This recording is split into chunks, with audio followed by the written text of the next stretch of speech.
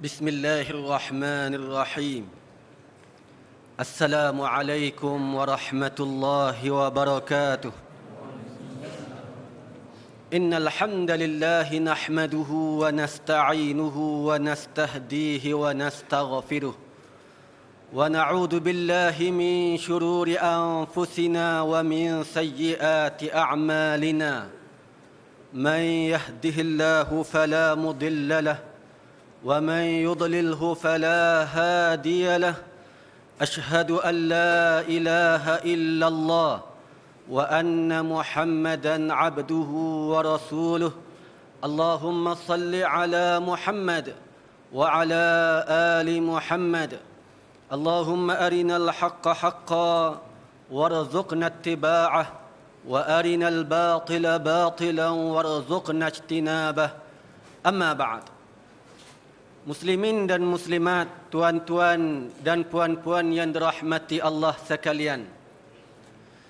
Pertama-tamanya saya membawa salam daripada Al-Fadil Al-Ustaz Ridwan bin Hashim.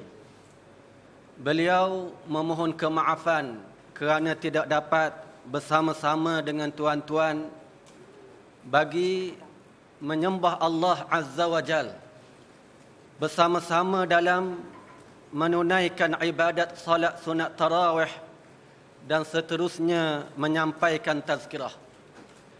Beliau menyampaikan Assalamualaikum warahmatullahi wabarakatuh.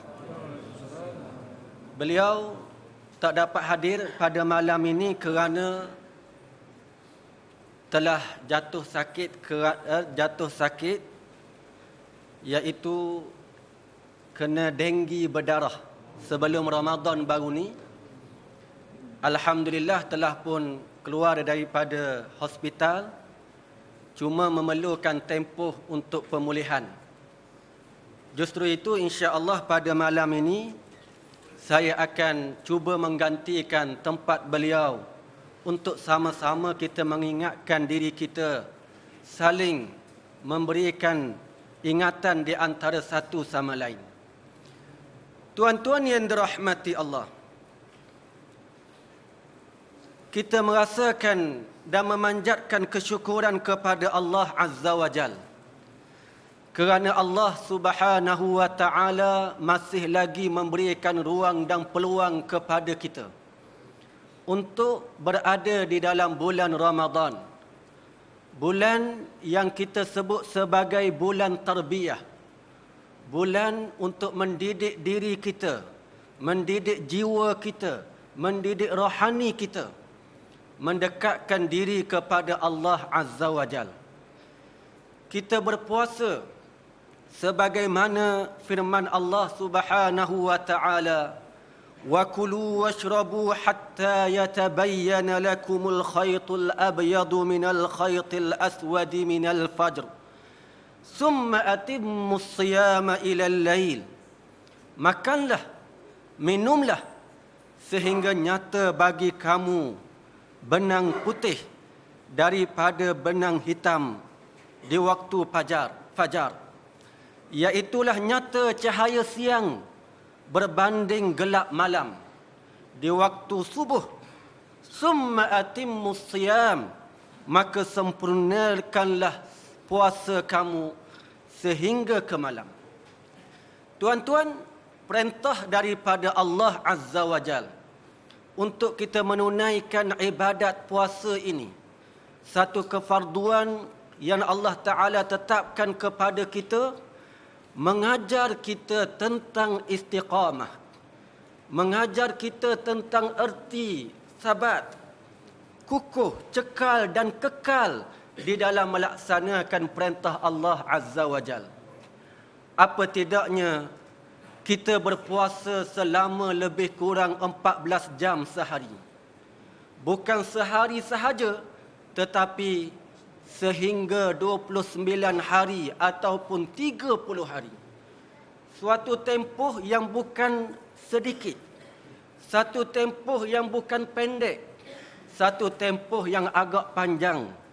Orang yang istiqamah sahaja, orang yang cekal lagi kekal di atas agama Allah sahaja akan mampu dapat terus melaksanakan perintah Allah Subhanahu wa taala. Di negara kita lebih kurang 14 jam sahaja kita berpuasa. Daripada waktu subuh sehingga ke maghrib. Di sesetengah negara tuan-tuan yang dirahmati Allah, tempohnya lebih lama. Umpamanya di sebuah negara yang dikenali sebagai negara Suaid, negara yang terpencil, waktu maghribnya bermula pada jam 12 malam. Waktu isyaknya bermula pada pukul 12.22 malam. Dan waktu subuhnya bermula pada 12.38 malam. Tak sampai sejam dia berada di malam hari untuk makan dan minum. Terpaksa berpuasa semula pukul 12.38 pagi ataupun 12.38 malam, berpuasa dan berbuka pada jam 12 malam. Itu ujian untuk Allah Subhanahu wa taala berikan kepada mereka.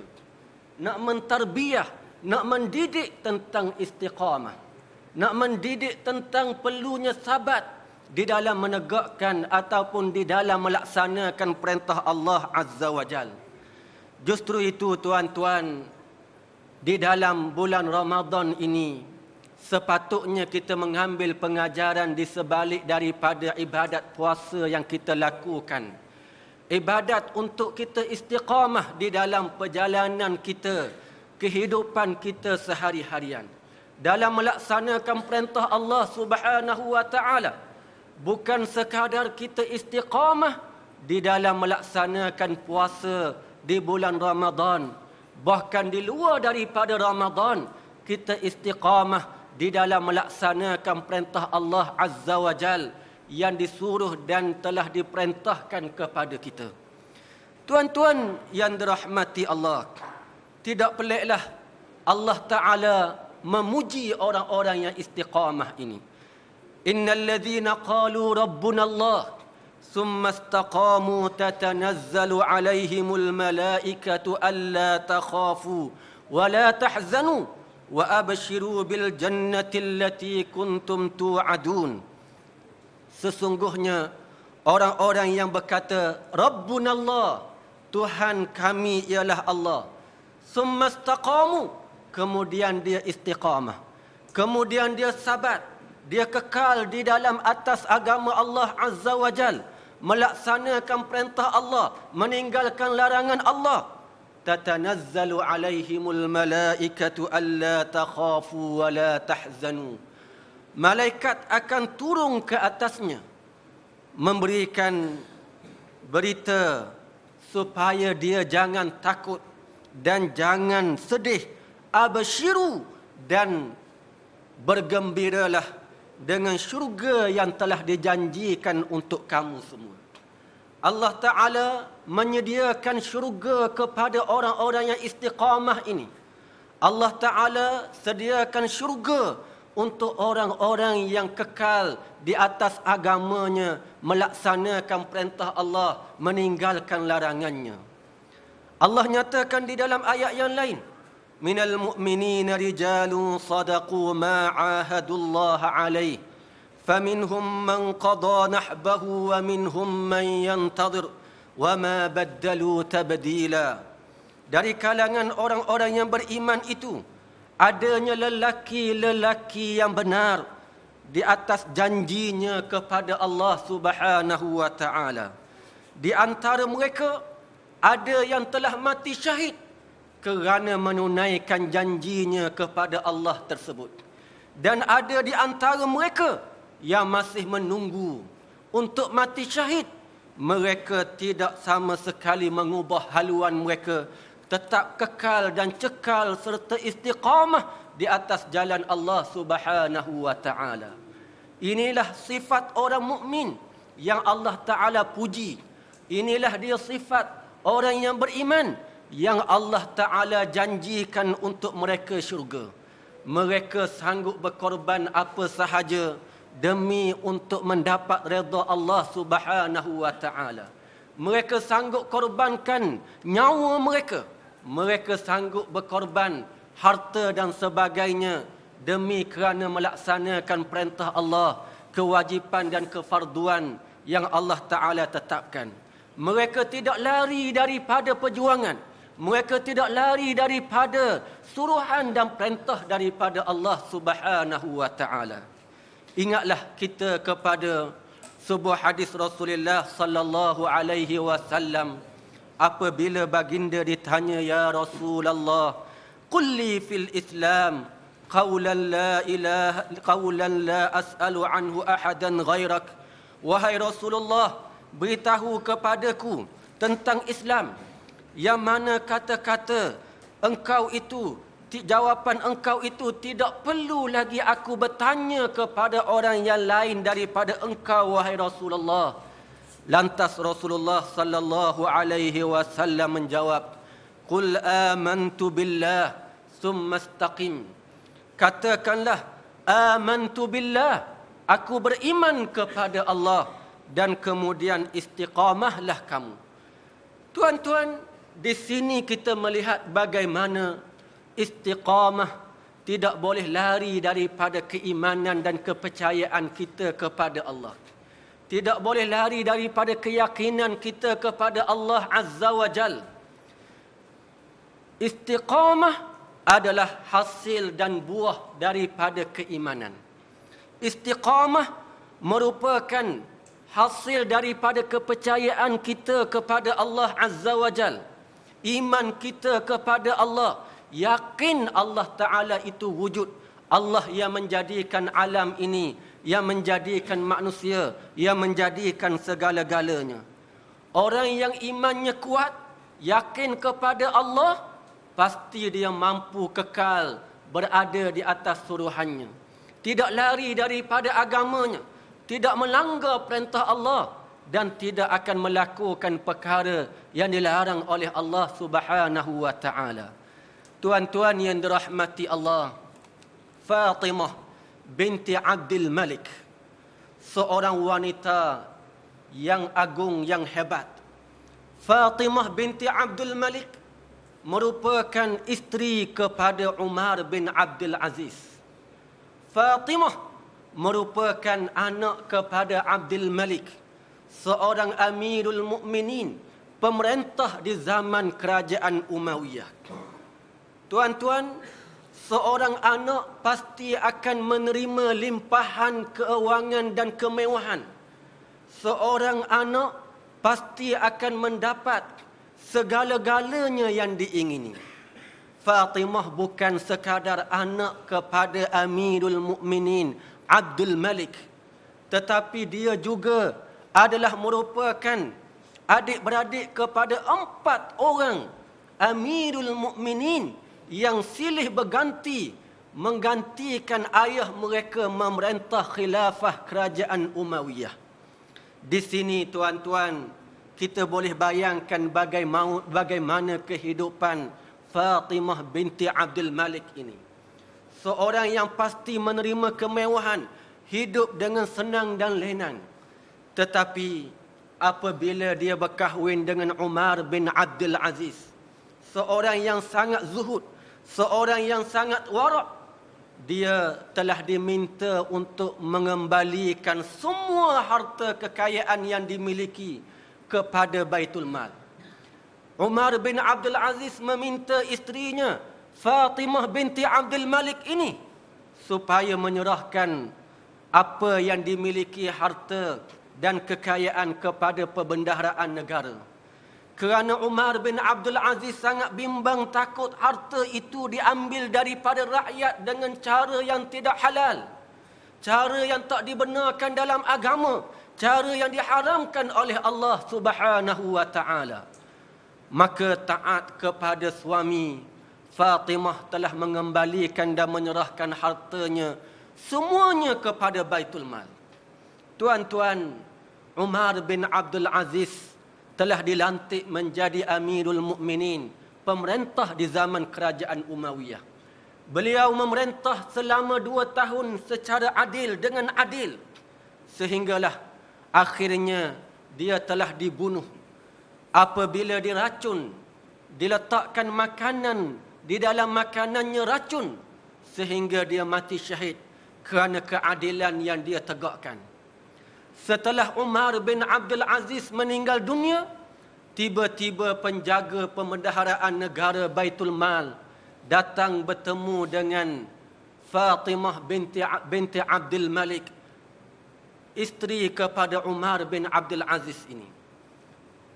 Penjaga Baitul Mal ini memberitahu kepada Fatimah, "Wahai Fatimah, ketahuilah bahawa harta yang kamu serahkan kepada aku dulu ke Baitul Mal ketika Umar bin Abdul Aziz masih hidup, ia masih ada lagi harta itu di Baitul Mal, tidak diganggu, dijaga dengan baik.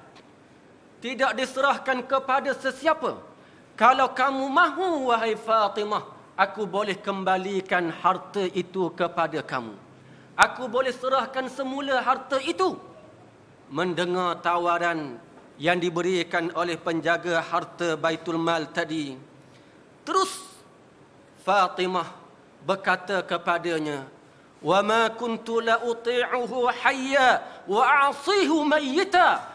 Aku sama sekali tidak akan mentaati Umar bin Abdul Aziz ketika hanya dia hidup sahaja.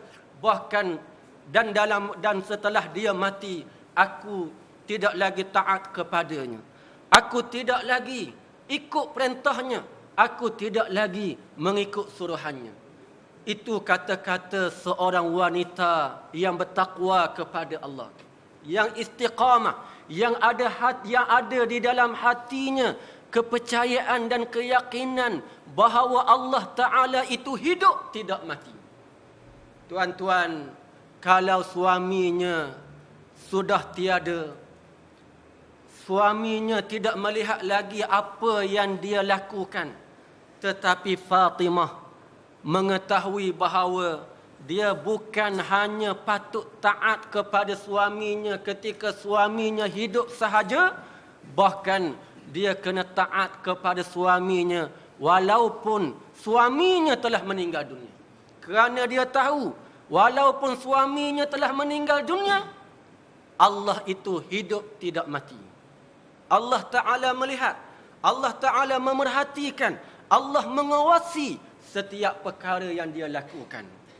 Kerana yakin, iman dan kepercayaan inilah, tuan-tuan yang dirahmati Allah, Fatimah telah kekal di atas melaksanakan perintah daripada suaminya.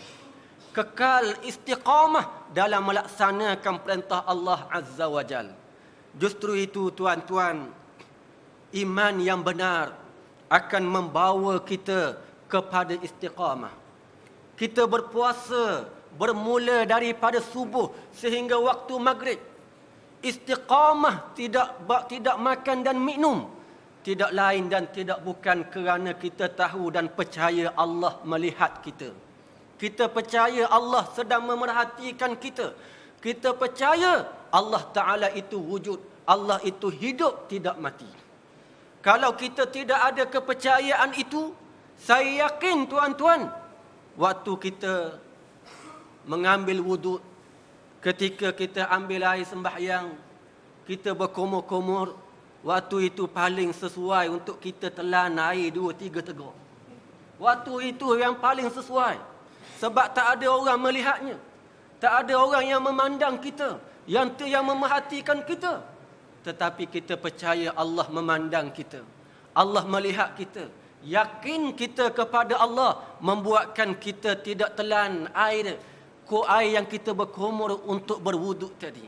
Kepercayaan inilah yang menyebabkan kita tetap istiqamah di dalam melaksanakan perintah Allah Azza wa Jalla. Keyakinan ini yang kita nak tanam bukan hanya di bulan puasa. Puasa mengajar erti istiqamah.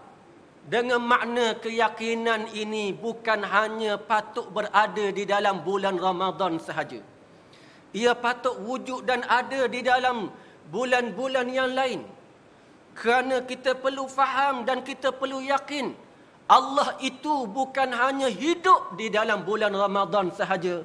Allah Ta'ala itu tetap hidup, tidak mati di dalam bulan-bulan yang lain.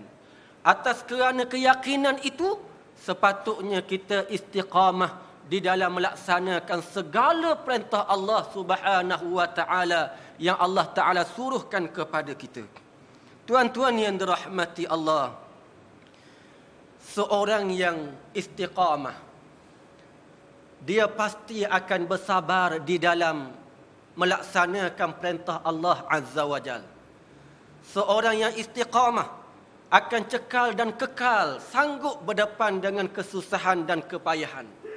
Seorang yang istiqamah akan sabar di dalam melaksanakan perintah Allah Subhanahu wa Ta'ala.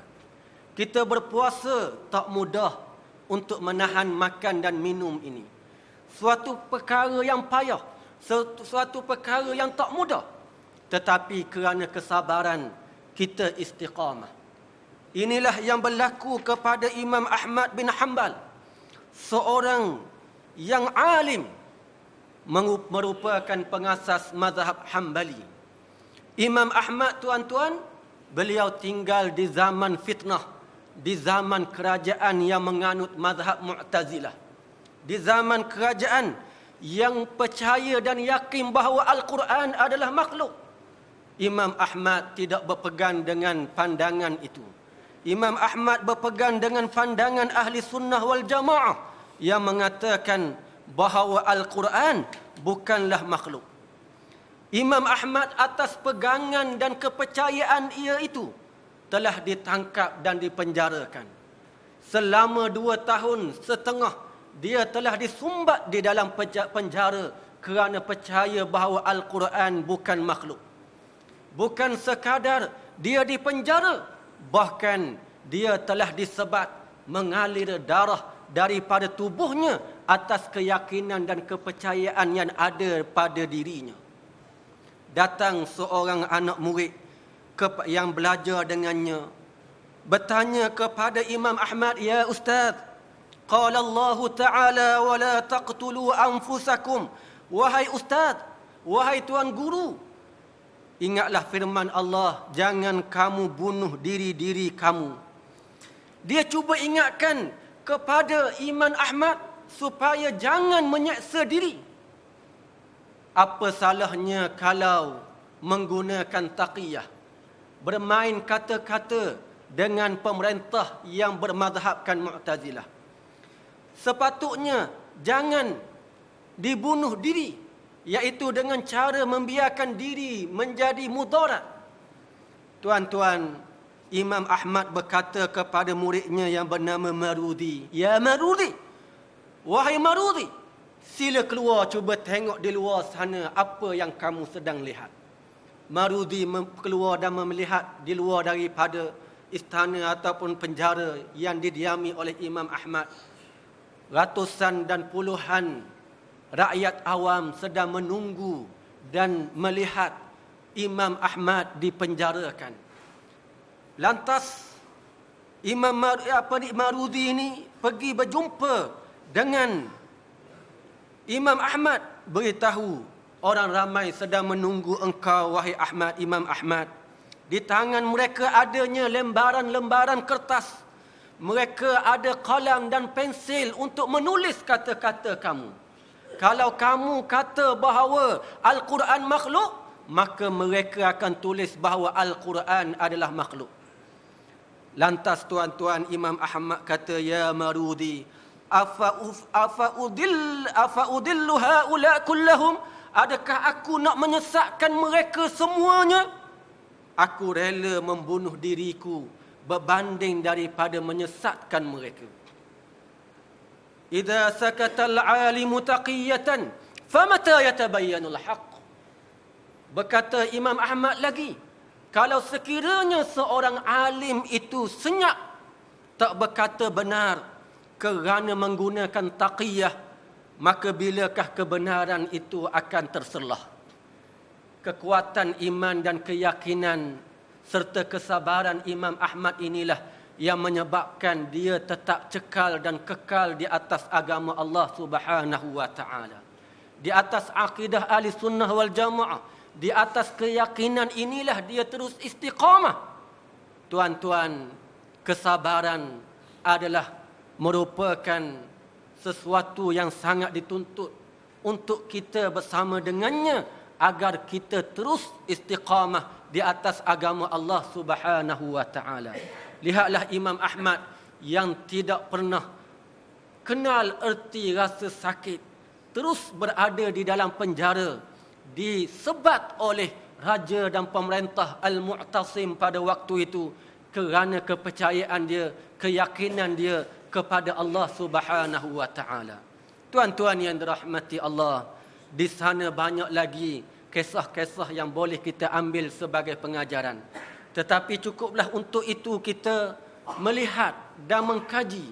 Kita mengambil ia sebagai suatu iktibar agar kita selepas daripada melalui tarbiyah Ramadan, pendidikan Ramadan ini, salah satu daripada perkara yang boleh kita ambil sebagai pengajaran daripadanya ialah kita istiqamah di atas jalan Allah Subhanahu wa taala. Kita tetap dalam keadaan melaksanakan perintah Allah. Di bulan Ramadan kita boleh baca Quran, di bulan Ramadan kita boleh datang beramai-ramai ke surau dan ke masjid. Di bulan Ramadan kita boleh menahan diri daripada makan dan minum. Di bulan Ramadan kita boleh menahan diri kita daripada melakukan maksiat. Di bulan Ramadan kita boleh menahan diri kita daripada melakukan kemungkaran. Mari tuan-tuan yang dirahmati Allah, di bulan-bulan yang lain kita juga istiqamah melaksanakan segala perintah Allah dan meninggalkan perkara-perkara yang dilarang. Ayuh kita buktikan iman kita bahawa Allah Subhanahu wa taala itu hidup, tidak mati. Allah itu wujud di bulan Ramadan, bahkan di bulan-bulan yang lain Allah Taala itu juga ada dan wujud. Moga-moga kita adalah dari kalangan orang-orang yang Allah Taala janjikan syurga dan nikmat yang terbesar, nikmat yang Allah Taala bakal berikan kepada orang-orang yang istiqamah. Tuan-tuan, moga-moga dengan sedikit tazkirah dan peringatan itu dapat kita ambil sebagai pengajaran, kita ambil sebagai iktibar, dan seterusnya kita dapat amalkan dalam kehidupan kita insya-Allah pada masa-masa yang akan datang. Yang terakhir, saya ingin membawa apa yang dipesan oleh Al-Fadil Ustaz Ridwan bin Hashim untuk disampaikan kepada tuan-tuan sekalian.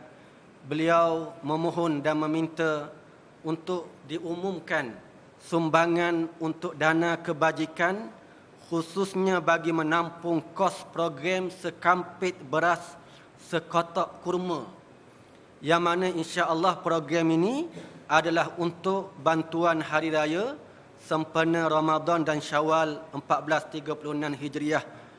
Kos keseluruhan program ini ialah RM30,000, yang mana beras dan juga kurma ini akan diedarkan kepada para masakin, mereka yang memerlukan di kawasan beliau.